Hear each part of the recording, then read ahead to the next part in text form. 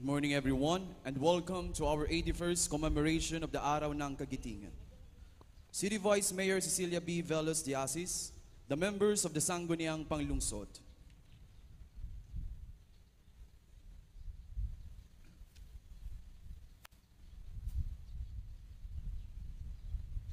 and Colonel Gilbert Roy S. Ruiz of the Philippine Army will lead the flag-raising ceremonies to be facilitated by the 9th Infantry Spear Division, Philippine Army.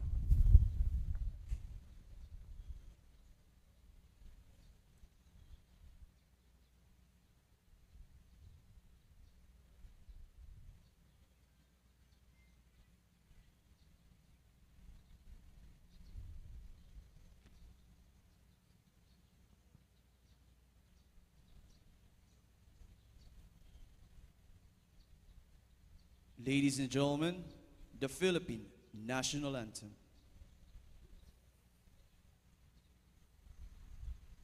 Tangal! Ta!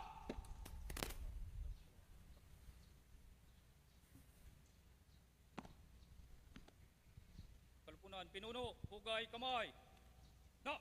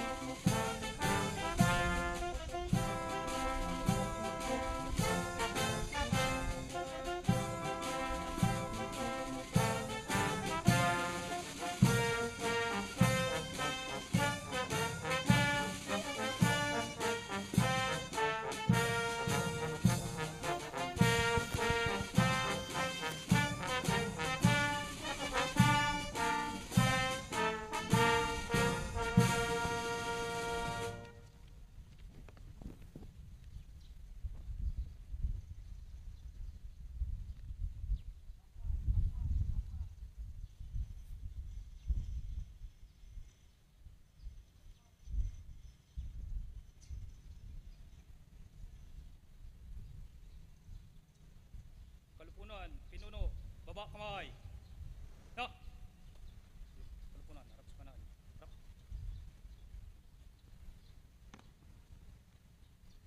Baba! At this point, we will now proceed to the wreath-laying ceremony. The City Vice Mayor Cecilia B. Velos de Asis, a civilian host, and Colonel Gilbert Roy S. Ruiz, and the members of the Sangguniang Panglungsod will lead the wreath-laying ceremony. Ginang, handa na po ang pag-aalay.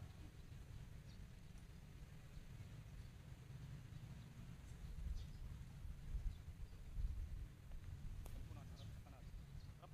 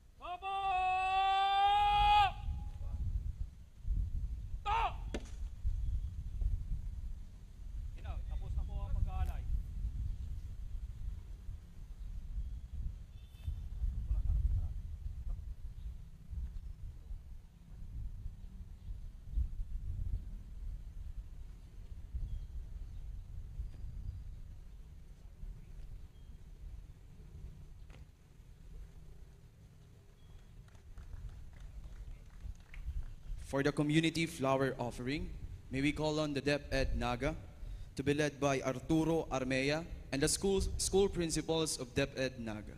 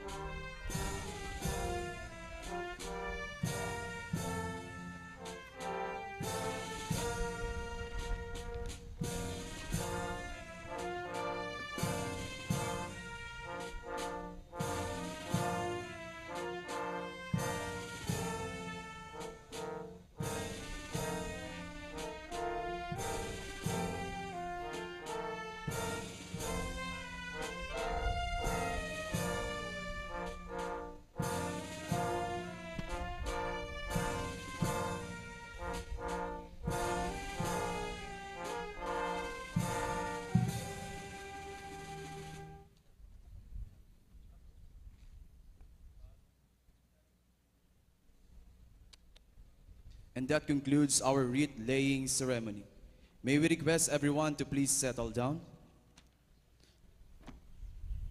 Once again, good morning and welcome to our 81st Araw ng Kagitingan Philippine Veterans Week Commemoration Day with the theme Kagitingan ng mga Veterano, Pundasyon na Nagkakaisang Pilipino. Before we proceed, let us first acknowledge the presence of our guests and city officials. Our City Mayor, Honorable Nelson S. Ligacion. Our City Vice Mayor, Honorable Cecilia B. Velos de Asis. Our City Councilors, Honorable Lito de Rosario. Honorable Melvin Ramon Buenafe. Honorable Jose B. Perez. The City Director of the Naga City Police Office, Police Colonel Nelson Asyong Pacalso.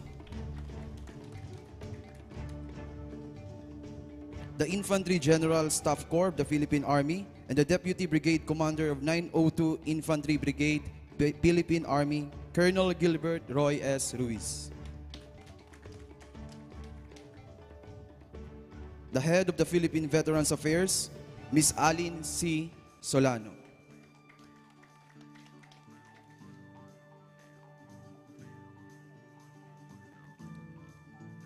The Battalion Commander of Marine Battalion Reserve Bicol, Lieutenant Colonel Henry Anthony M. Torres.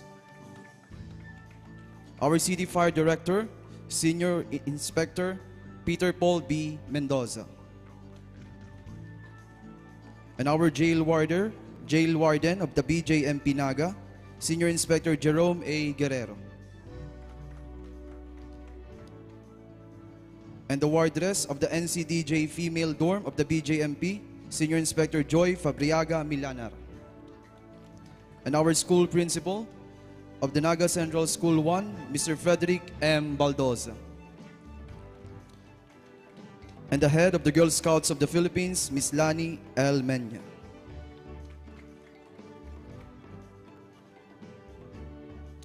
And the General Manager of the Metro Naga Water District, Sir June Mongozo.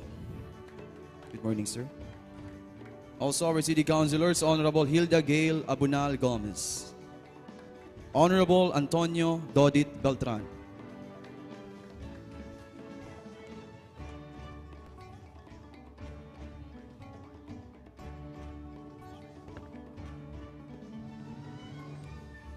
And from the Philippine Navy Marine Reservist, Arnel Anselmo.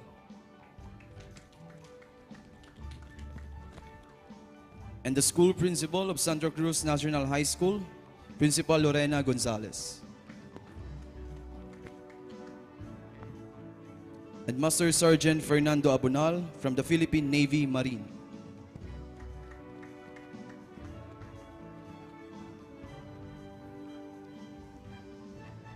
And from the Metro Naga Police Retiree Association, Ma'am Delia P. Jacob.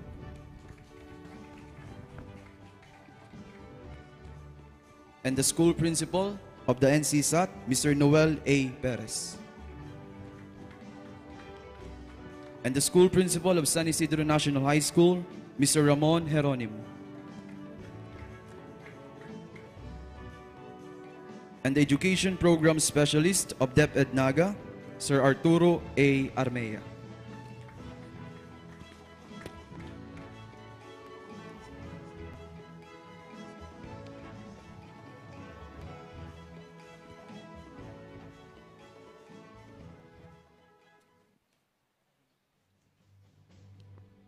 And now, let us proceed to the tolling of the bell, to be led by Police Colonel Nelson Asyong Pacalso, City Director of the Naga City Police Office. He is to be assisted by Police Captain Manuelito Abalaing.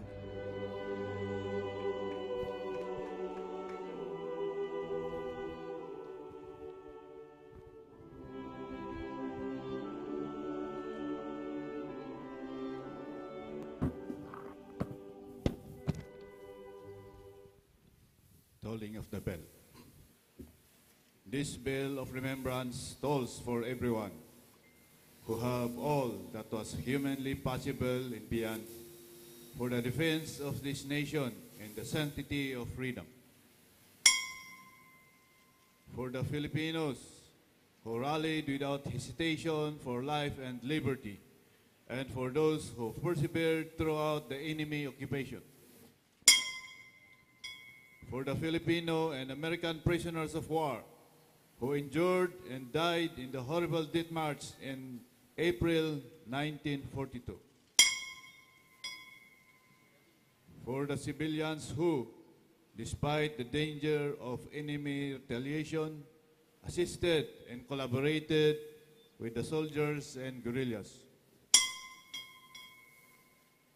We will remember and we will honor those who have begat this life with freedom. Sovereignty comes with responsibility. The ideal we will always strive to fulfill with the greatest confidence, inspired by the legacy of unconditional courage of our soldiers during World War II. We will always cherish freedom and justice as the only basis for peace.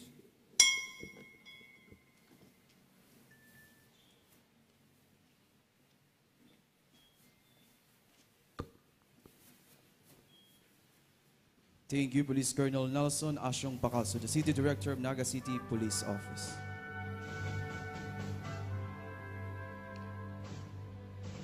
And now, may I request everyone to please stand for the opening prayer.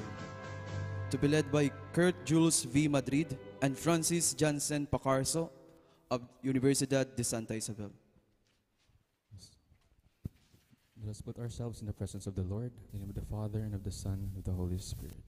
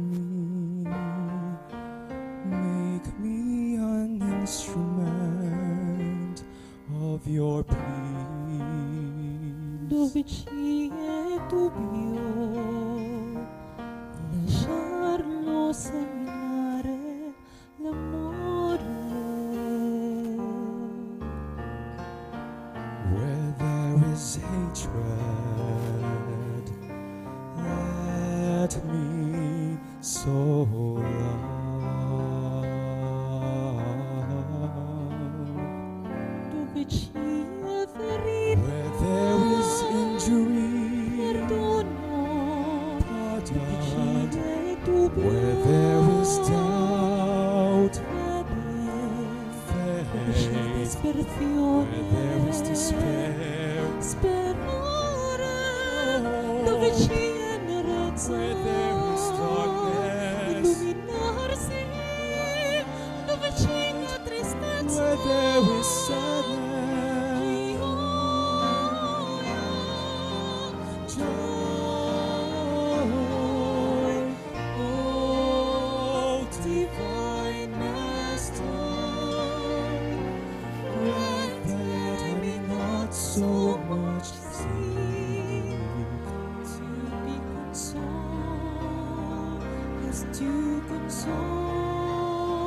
To be understood as to understand.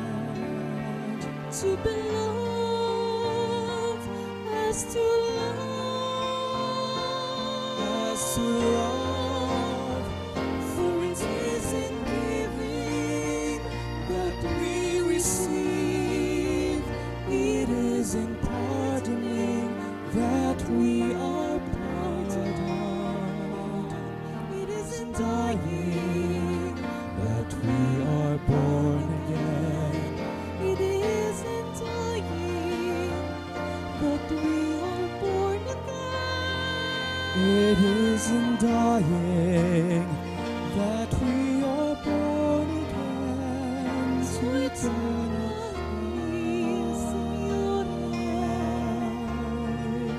Ilan instrumento de la voz del Padre.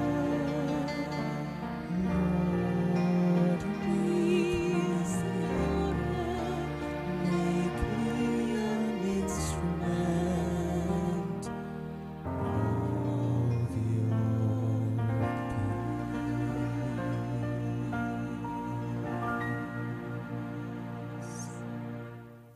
In the name of the Father, and of the Son, and of the Holy Spirit. May I request everyone to please settle down for our program proper.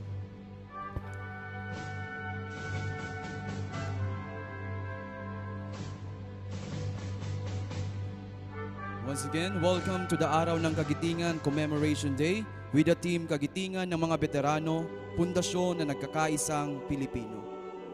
At this point, may we call on our City Vice Mayor and the Presiding Officer of the Sangguniang Panglungsod, Cecilia B. Velas de Asis, for the opening remarks.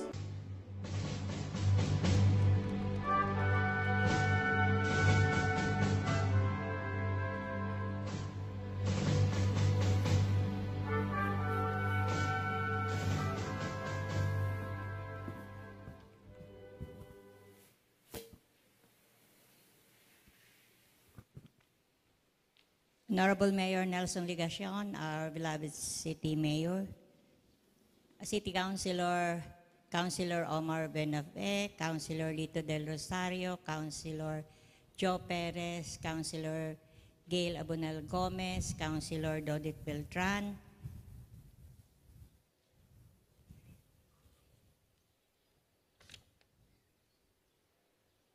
pwede pong day ko na basa-basahon saro-saro alabaon. Baka masalabas pa sa speech ko. Sa gabos na lang pong yaon igdi, Diyos marhay na aga.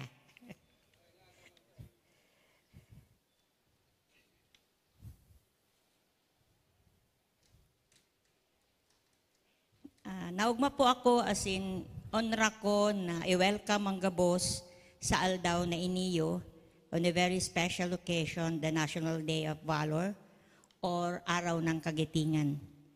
And befittingly, I salute all of you gathered here today to pay our collective respects to the men and women in uniform who have exhibited courage and patriotism in service of our country and of our people. We hail those who have gone before us. We celebrate those who are still among us. And we thank you all for your service. Kagitingan ng mga veterano, pundasyon ng nagkakaisang Pilipino. The theme for this year's National Day of Valor extols the courageous sacrifice and noble contributions of our veterans, even going as far as declaring that their valor is the foundation of a unified Filipino citizenry. I am not one to argue with that. I do believe that their extreme sacrifice have not only founded unity, but even more so given birth to our nation and sustained our sovereignty. Our nation stands on the shoulders of these men and women in arms who have all manifested valor and who we all celebrate today. But let me be bold in asserting that valor is not limited to taking up arms. We can all demonstrate our own brand of valor in our own field, in our own small ways. ang kagitingan bakong sulamenteng propriedad kan sa tung grupo, sa rong grupo lang sa satuyang sosyedad. Maski sisay sa tuya, pwedeng maging magiting. Ang sarong magurang na masabak sa pungaw asin kawaraning kasiguruhan sa harayo asin banyagang bansa para lang maparhay ang buhay sa kudputuro kan sa iyang pamilya. Kagitingan po yan.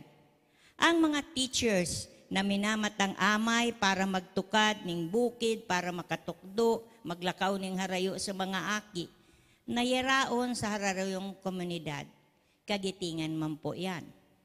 Tang nakaaging pandemya ang satuyang mga frontliners na maski may takot, padagos na nagjo-duty para makatao ning lunas sa kudpag-ataman sa mga tinamaan ning hilang. Kagitingan po yan. Ang mga aki na nagpupursige sa saindang pag-adal, maski ka po sa gamit, materyales, sa kudbaon, kagitingan man yan. Gabos po kita pwedeng maging magiting. Gabos po kita dapat maghinguha na maging magiting. Valor, after all, is simply the courage of heroes. And we can all be heroes. And that is the marvel and miracle of honor and respect. There is enough of it for everyone who deserves it.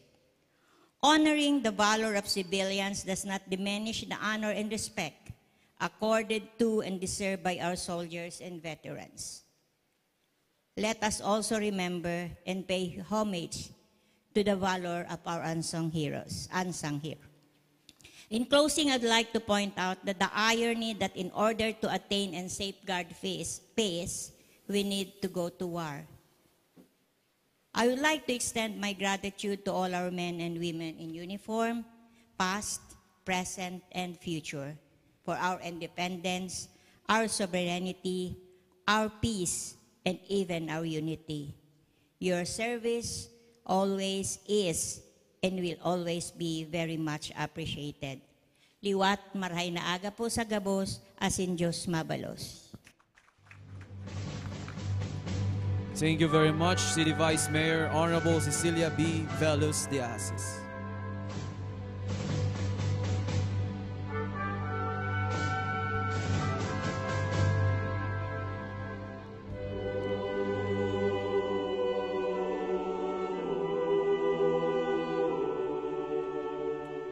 And now, let us hear the message of the head of the Philippines Veterans Affairs Office of Region 5 with the team Kagitingan ng mga Pilipino sa panahon ng digmaan.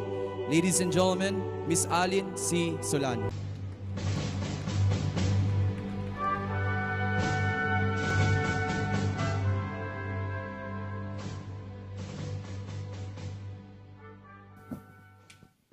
Magandang araw po sa ating lahat. Ngayon po, ginugunita natin ang ika-81 araw ng kagitingan o sa Ingles, 81st Day of Valor. Ang araw ng kagitingan o kilala rin bilang Araw ng Bataan ay isang pagtalima sa Pilipinas kung saan ginugunita ang pagbagsak ng bataan noong 9 ng Abril, 1942, April 9, 1942. Sa kasagsagan ng ikalawang digmaang pandaigdig o World War II, hindi isang selebrasyon ang paggunita sa araw ng kagitingan.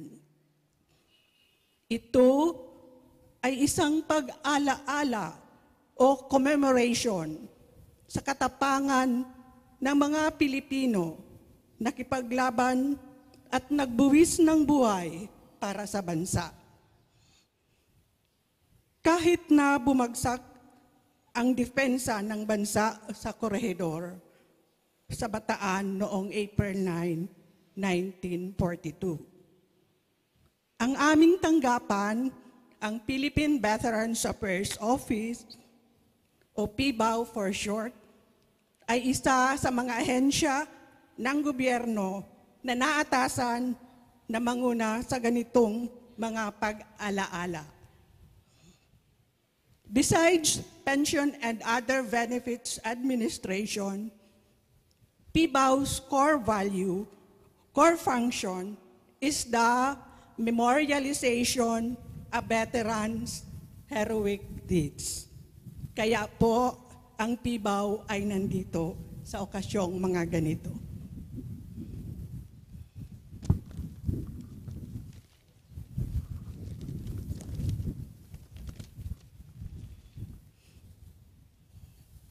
Ang PBAO po ay mayroong tinatawag na Kagitingan Roadmap 2028. It is our strategic plan which contains the PBAO's vision of building a strong and unified Filipino veteran community that will be a reliable partner in nation building.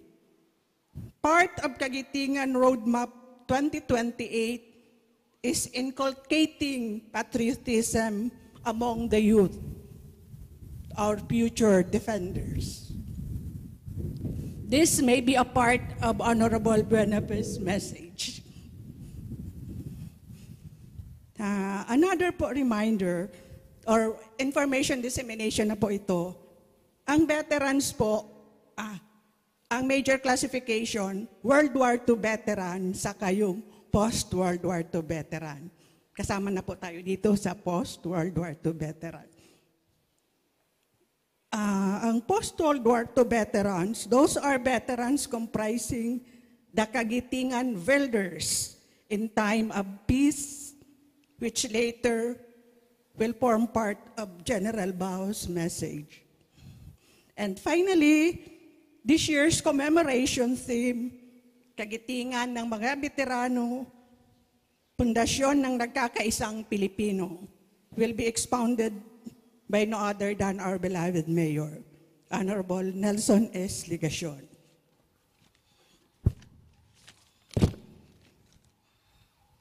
At this juncture, nais ko pong magpasalamat sa mga namumuno ng LGU Naga City, particularly po ang Office of the Senior Citizens Affairs, sa pagbigay ng office space for PBAO para mailapit po ang serbisyo ng PBAO sa mga magigiting na veterano at pamilya nila.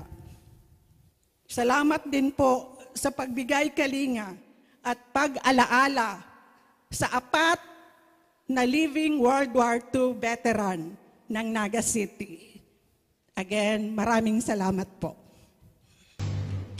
Thank you very much, Ms. Alin C. Solano, Head of the Philippine Veterans Affairs Office. At this point, may we now call on Honorable Melvin Ramon Omar Buenafe to deliver a message with the theme, Mga Veterano, Inspirasyon ng Kabataang Pilipino.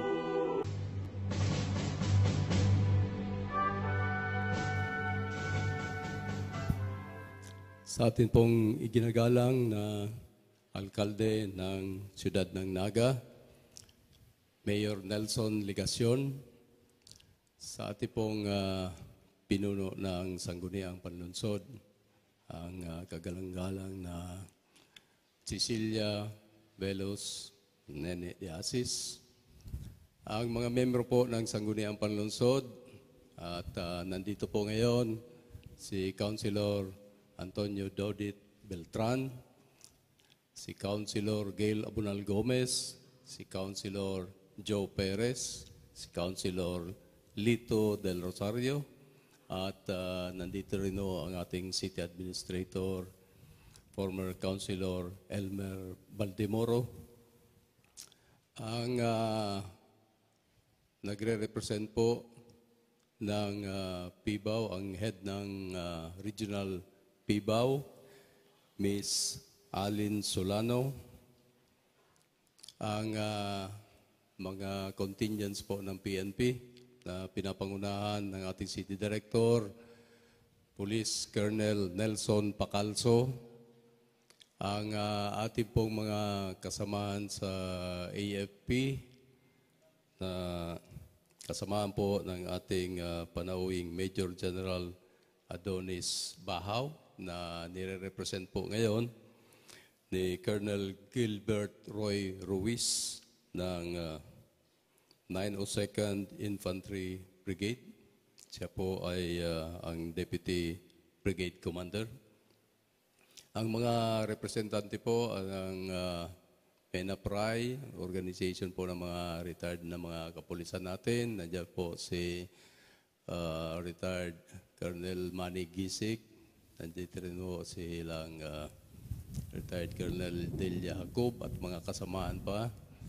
Ang atin pong mga representante sa civilian sector, nandito ho ang aming isang ginagalang na membro ng pleb, si Madam Norma San Jose, at ang mga kasamahan niya po, ang mga kasama natin sa Girl Scout of the Philippines, contingents din galing sa Boy Scout of the Philippines, ang mga contingents po galing sa reservist groups ng iba-ibang units, ang contingent po ng Bureau of Fire Protection, Bureau of Jail Management and Penology, ang mga senior citizens, ang ating mga kasamahan sa media na laging nag-aantabay sa mga okasyon.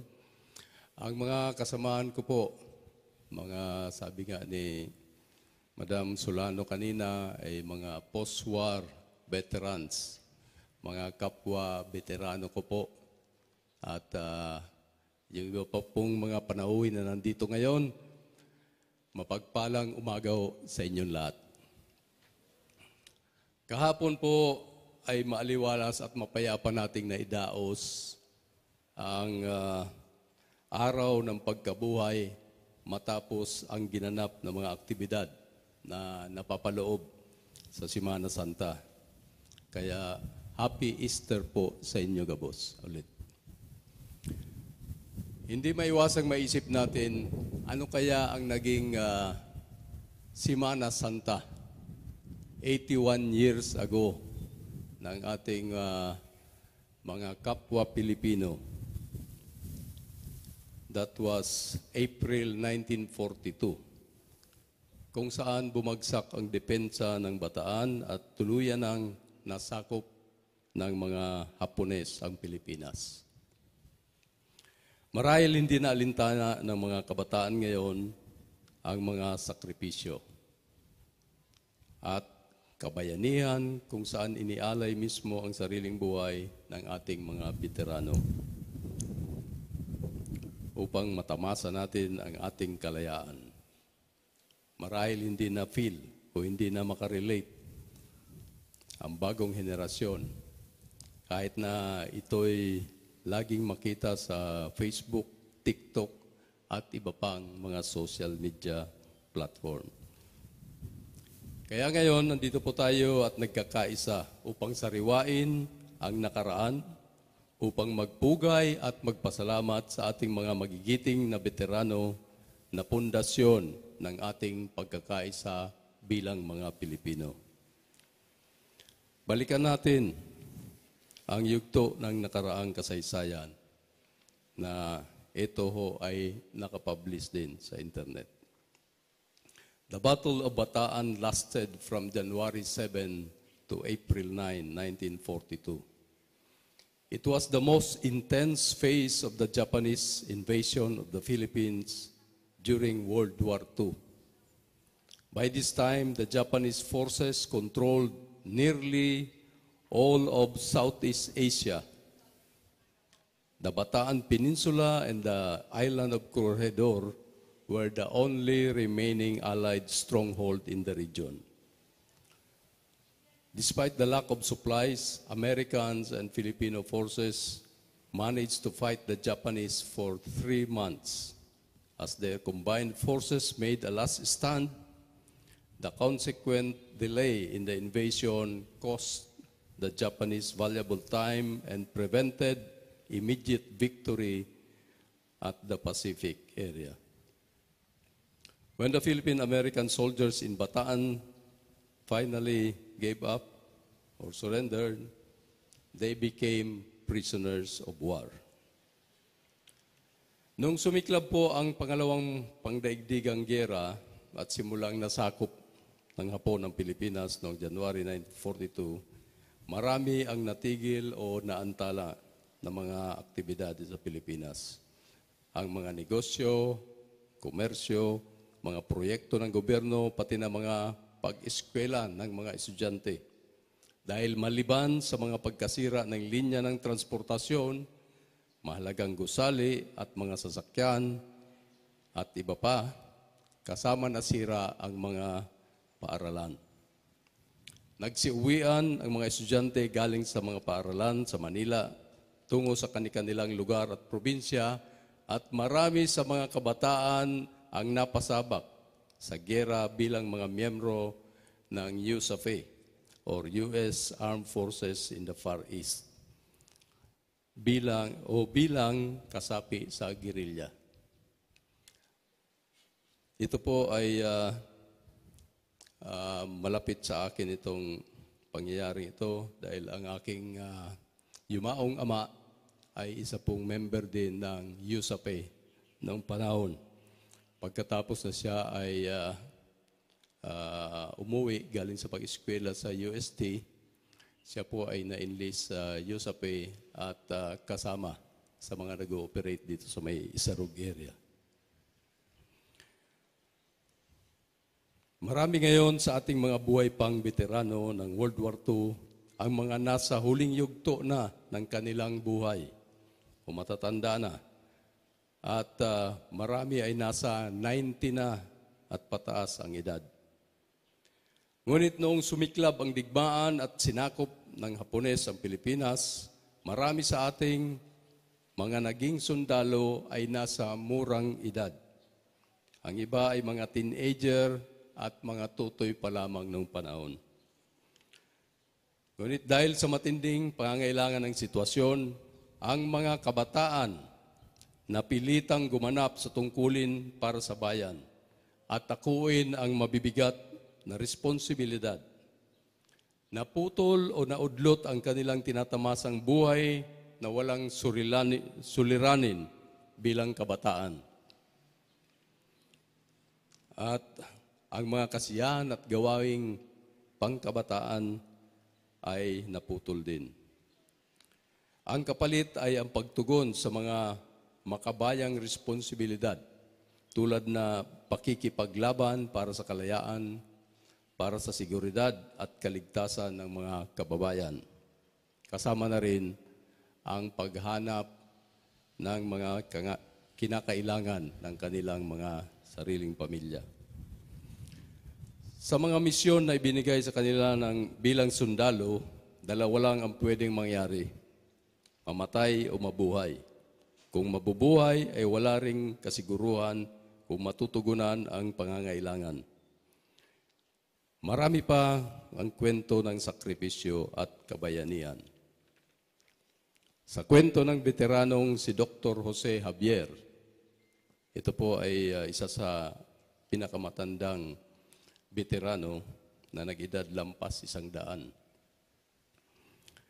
Bilang mga prisoner, sila ay puwersahang pinaglakad galing Bataan papuntang Camp O'Donnell ng Kapas, Tarlac, na walang pagkain o tubig. Libo-libo ang mga prisonerong Amerikano at Pilipino na namatay sa pagod at gutom. O di kaya sa saksak ng bayoneta sa sinasabing sikat na insidenteng Death March. Marami sa kanila ang mga nasa murang edad pa ng magsundalo. Magsilbi nawang inspirasyon ito sa ating mga kabataang Pilipino ngayon. Ang kanilang kagitingan, katapangan, at pagmamalasakit sa bayan ng ating mga bayaning veterano. Siguro magtatanong kayo, mga estudyante, ngunit paano hindi nakalaban ngayon ang mga Hapones? Yung asawa ko nga apon eh. Sa panahon ngayon, may bago ng kalaban ang mga kabataan. Ang ugaling walang pakialam sa kapakanan ng kapwa-tao. Ang paggamit ng iligal na droga at ibang nakakasirang bisyo. Ang pang-aapi sa kapwa na may kahinaan. Ang pagiging mapusok na damdamin.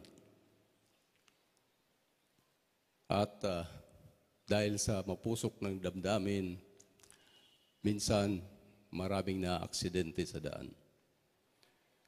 Ang katamaran at madaling matukso sa kaharasan o marahas na mga pamamaraan. Lahat ng ito at iba pa ay pwedeng labanan at magapi kung susundin natin ang mga katangiang ipinamalas ng ating mga veterano. Ang pagiging dedikado sa kapakanan ng bayan at mga kababayan, ang pagiging mabuting mamamayan na sumusunod sa mga batas at alituntunin para sa kabutihan ng bayan. At sana tayo ring lahat, kahit hindi mga veterano ng digmaan, ay maging mga modernong bayani na nakikibaka o lumalaban sa lahat ng kasamaang nakakasira sa ating lipunan. Mabuhay po ang ating mga bayani at veterano. Diyos mabalos po sa Indogabos. Thank you very much, City Councilor Omar Buenaf. At this juncture, let's all hear a song number with the title Dakilang Lahi, to be sung by Gia T. Hoved of the Naga Central School 1.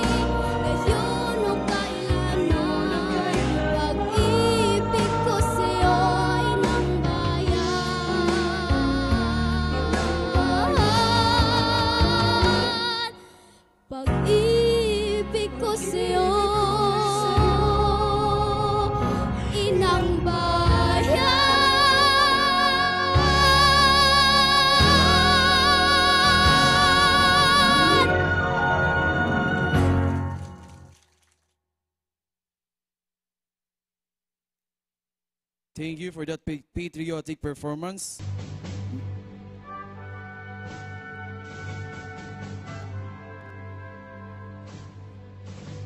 At this point, let us hear the message of Major General Adonis R. Bahaw with the team Pagpamalas ng Kagitingan sa Panahon ng Kapayapaan, to be delivered by Colonel Gilbert Roy S. Ruiz, Infantry General Staff College, Deputy Brigade Commander of 902nd Infantry Brigade.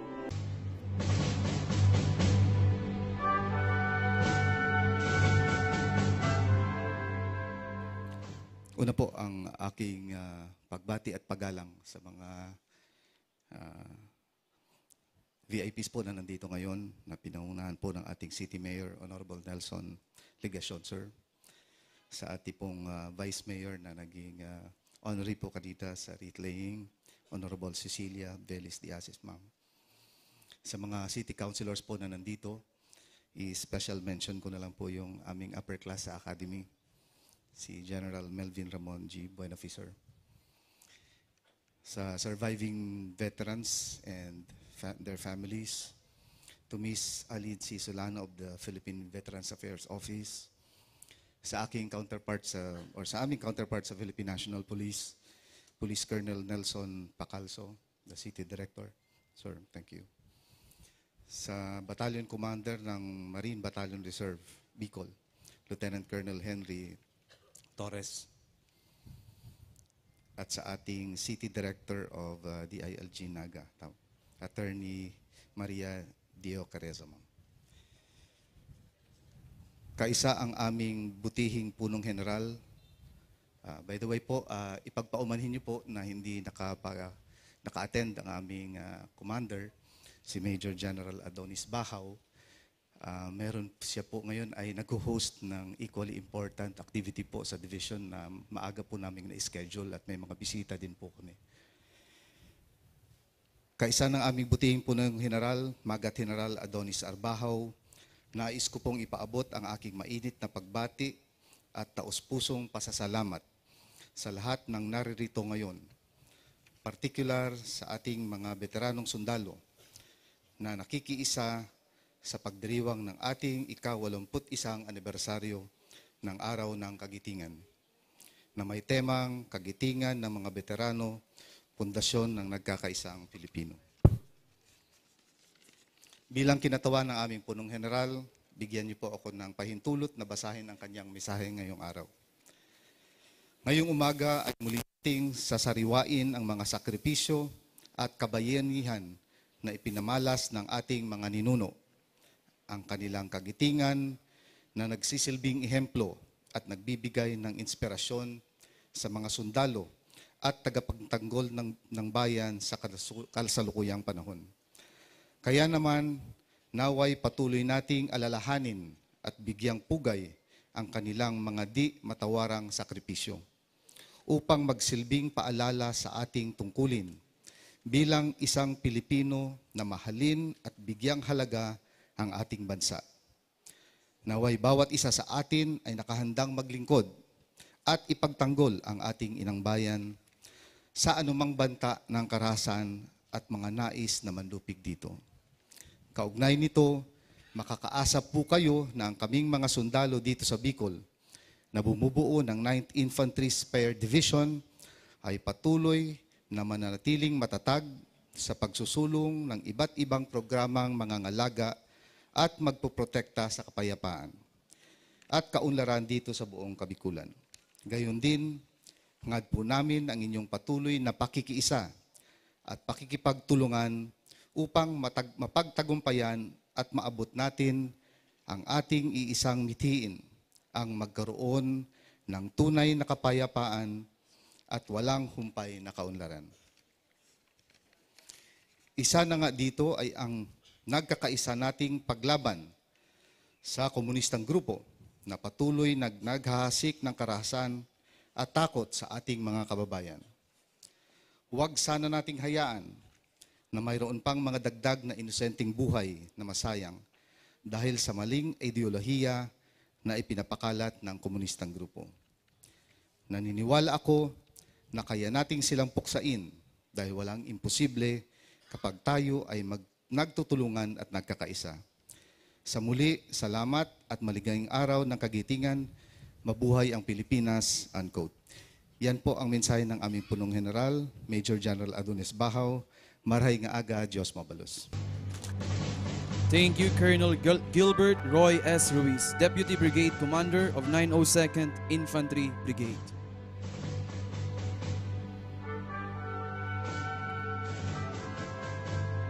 At this point, let us all watch an audio-visual presentation of the 4 remaining war veterans.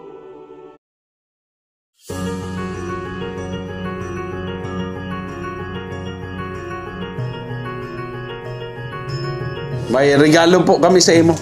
Ha? May regalo.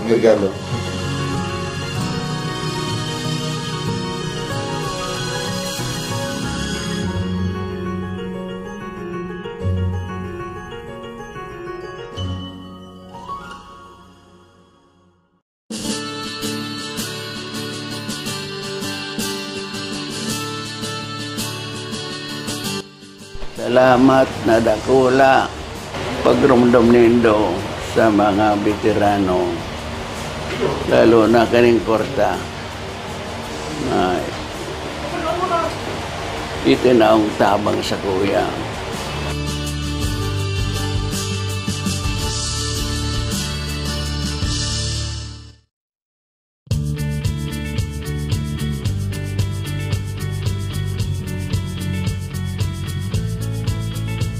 Salamat.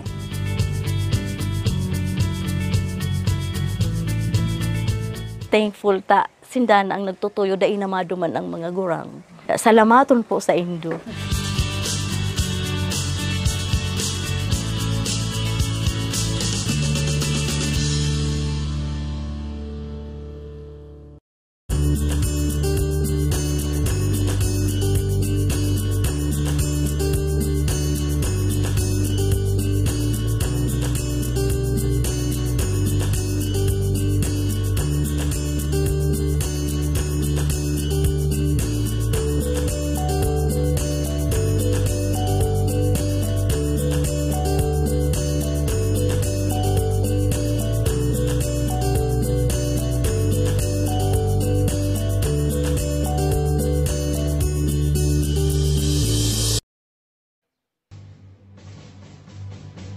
At this point, let us again hear another song number with the title Tagumpay Nating Lahat, to be sung by Irish Denise Rodriguez from Naga Central School 1.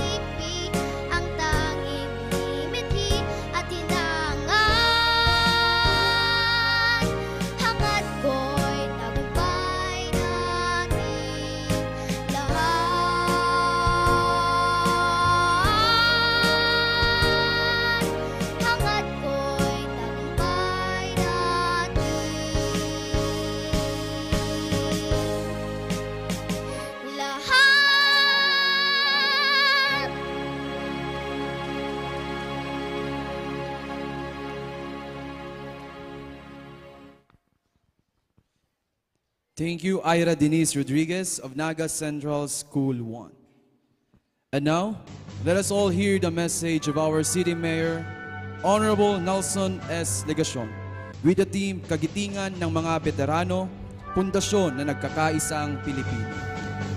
Marahay na pagkaaga po sa Tuya, Gabos. Tugutan po muna ni do akong i-acknowledge ang mga pag-iriba sa lokal na gobyerno kan Naga, ang presiding officer kan Sango de Ampalonsod, Vice Mayor Nene de Asis, Councilor General Omar Buenafe, Councilor Lito del Rosario, Councilor Joe Perez, Councilor Doc Gail Abonal Gomez, and Councilor Judith Beltran. Siring man po ang pagtaong galang sa mga department heads na presente po ngunyan sa panginginot kan sa tuyang City Administrator, former City Councilor Elmer Baldimoro. May mga barangay officials din po akong nagkakahiriling na kaibanan ta sa okasyon ngunyan. And ang pamayo kan Philippine Affairs Veterans Office, Region 5, si Miss Alin Solano. And siyempre po, the Commander of the 9th Infantry Division, Spear Division, Philippine Army, Major General Adonis Bahaw, ably represented by the Deputy Brigade Commander of the 902nd Infantry Brigade, Colonel Gilbert Roy Ruiz. Yan. And sa mga kapulisan po na kaibanan ta ngunyan, sa pamamayo kan sa tuyang City Director, Colonel Nelson Pacalso. Sa iba pa, sa gabos na yaraon po digdi, isang maligaya at mapagnilay na araw ng kagitingan sa ating lahat. We had just concluded our observance of the Holy Week, and today we are holding our annual ceremony for the Araw ng Kagitingan. It is a wonderful coincidence that our celebration of this year's Day of Valor falls immediately after the occasion of Easter Sunday, yesterday, April 9, which even magnifies the solemnity of the day's commemorative events. In both accounts, we are presented with stories of courage and sacrifice, all anchored towards the fulfillment of a greater thing. For our Lord and Savior, it is the salvation of mankind. For our brave soldiers, it is our emancipation, the emancipation of the Filipino people from the grip of our colonizers.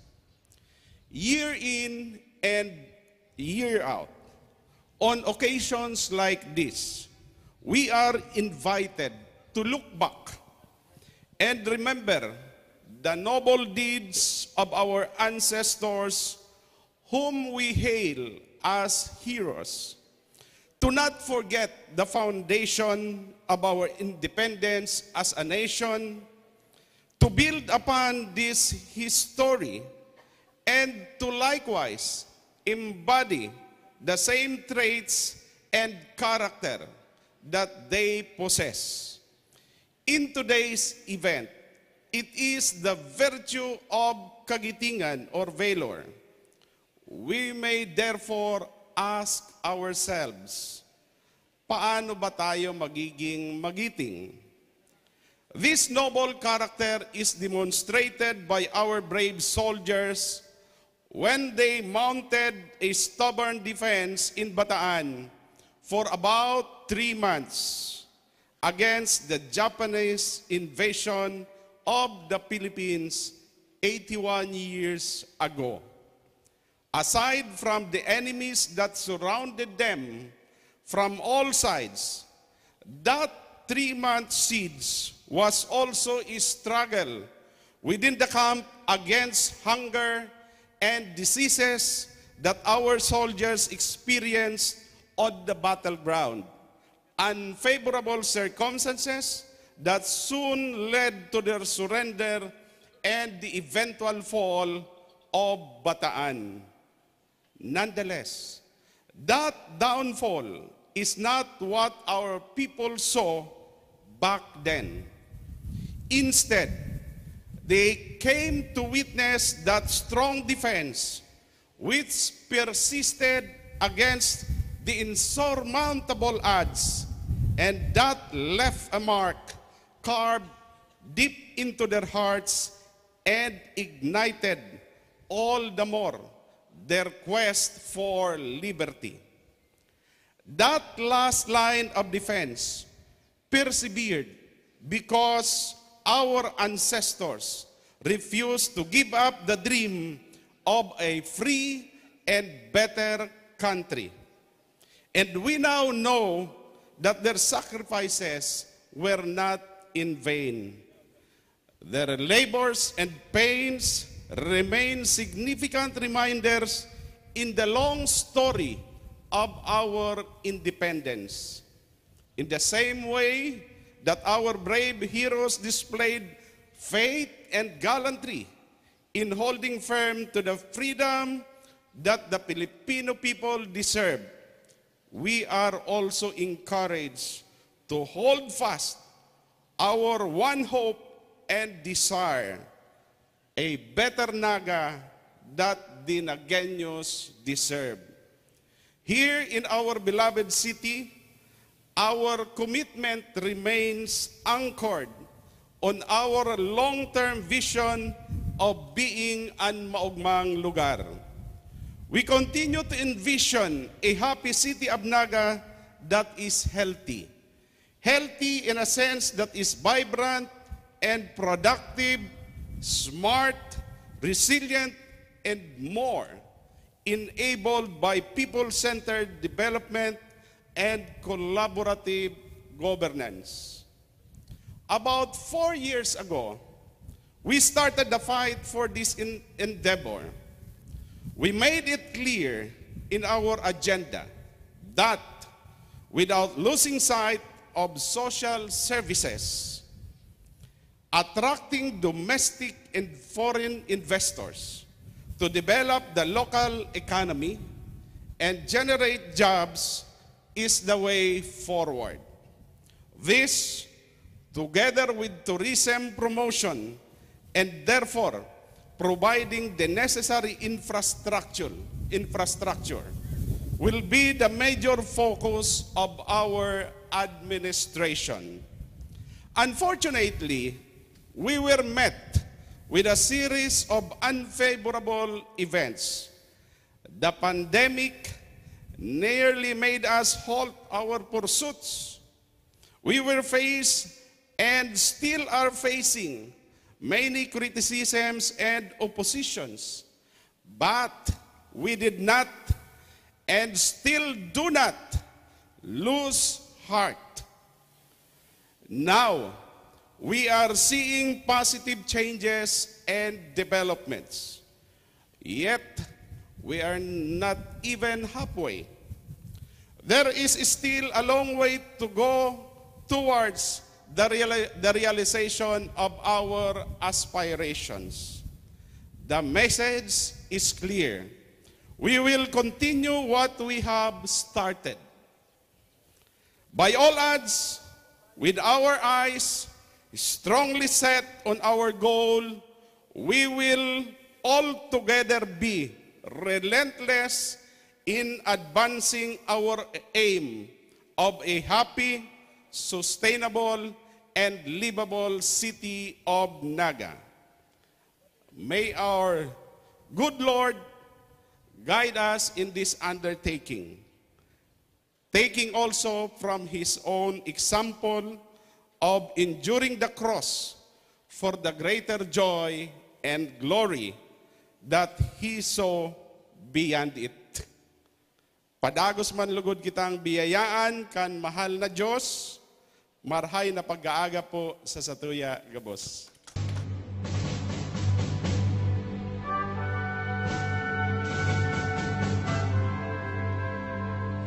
Thank you very much, Mayor Nelson S. Legacion. And that concludes our 81st Araw ng Kagitingan ceremony with a team Kagitingan ng mga veterano, pundasyon na nagkakaisang Pilipino. At this point, may we request our city officials to grant a photo opportunity at the Monument of the Unknown Soldier.